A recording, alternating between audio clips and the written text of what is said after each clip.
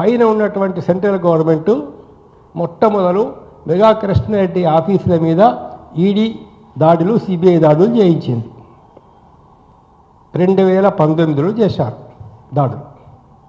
చేసిన తర్వాత next year కొద్ది రోజుల్లోనే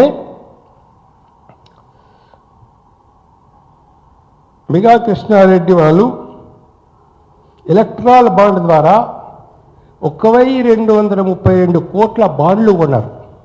1232 కోట్ల బాండ్స్, ఎలక్ట్రాల్ బాండ్స్ కొన్నారు. ఇందులో నుంచి బీజేపీకి 669 కోట్లు ఇచ్చారు. 669 కోట్లు మెగా కృష్ణారెడ్డి నుంచి బీజేపీకి చెందినవి. అది సుప్రీంకోర్టు తీర్పు ద్వారా బయటకు వచ్చింది. లేకపోతే అసలు ఇది బయటకు వచ్చేది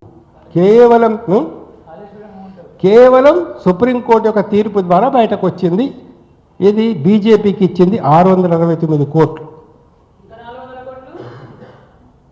కేసీఆర్కు 195 కోట్లు, కేసీఆర్కు 195 కోట్లు, వైఎస్ఆర్సీపీకి 37 కోట్లు, 31 కోట్లు. సో ఇది జరిగినటువంటి ఒక పరిస్థితి. ఇప్పుడేంటి, బీజేపీ 660 కోట్లు తీసుకున్నది. 600 కోట్లు మెగా కృష్ణారెడ్డి దగ్గర.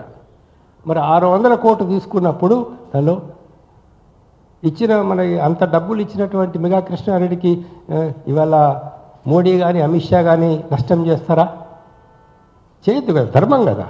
అన్ని పైసలు తీసుకున్నప్పుడు విశ్వాసపాత్రంగా ఉండాలా. విశ్వాసపాత్రంగా ఉండాలి కాబట్టి దేశం ఏమైపోతేనేమి, ప్రజా సంపద ఏమైపోతేనేమి, లేకపోతే ఎవరి సొమ్ములు ఏమైపోతేనేమి,